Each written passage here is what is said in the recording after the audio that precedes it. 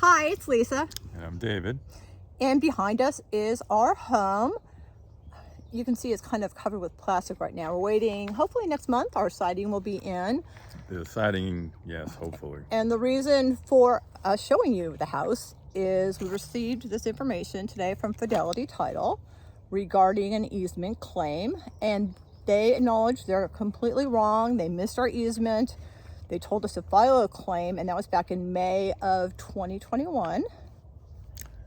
Finally, today we got got a letter after the appraisal was taken in October, so it took an unbelievably long time to get it.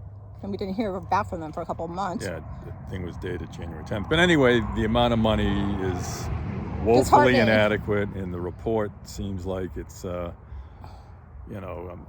just not done in a proper manner to get the true valuation of this property, because it's very unique, and he just missed some things. So the gentleman who did, I can't pronounce his last name correctly. I think it's Daniel Poiroma, something like I can't. Whatever. Anyway, we just feel like he's a very educated gentleman, very bright. He is a reviewer. He's been in this business for a long time, but unfortunately, we feel like there's a lot of omissions or maybe just oversight, inaccuracies. And like, again, it's, an appraisal is supposed to compare like properties, and there's not many like this around. So it was a difficult thing to do, but, he used bad comparisons. Let me just show you. This is like where we thought, this is where we thought our easement was. Well, actually, I'm in our new easement already. Let me turn it around.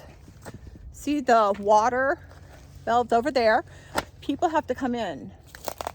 Numerous times, because he's growing avocados, the gentleman next to us. So he needs a lot of water for his avocados. And so they also are lines. Sorry, my camera here.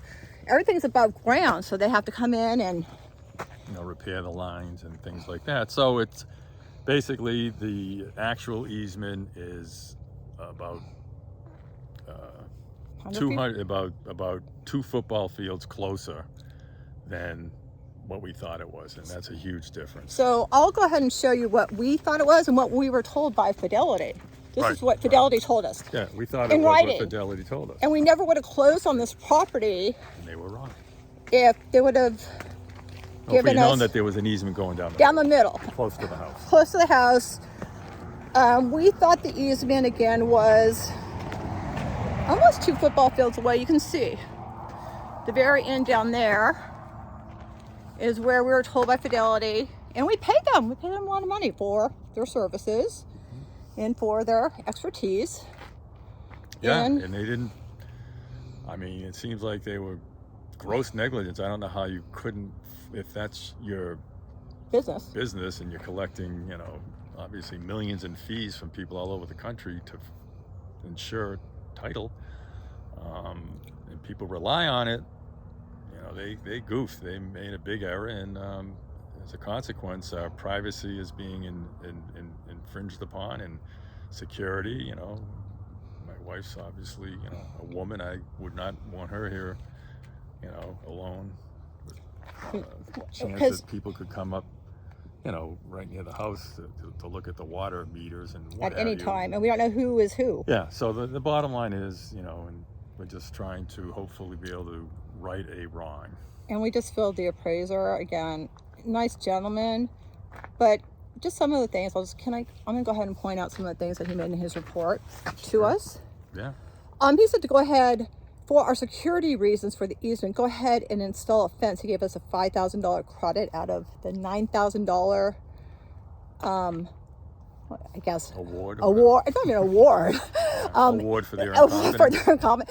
He says $5,000 to build a fence for our safety around here. Well, I don't know who's going to build a fence for $5,000 both ways, and I don't even know how you'd secure it.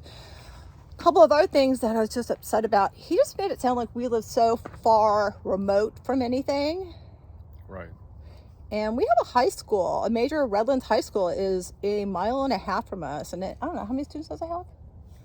Like 4,000. It has a lot of students. A big school, a little over 1 mile from us. He also said shopping could only be found in San Bernardino, which I find kind of alarming. We've got a beautiful citrus Redlands shopping plaza. We have downtown Redlands with all those great restaurants. Yeah.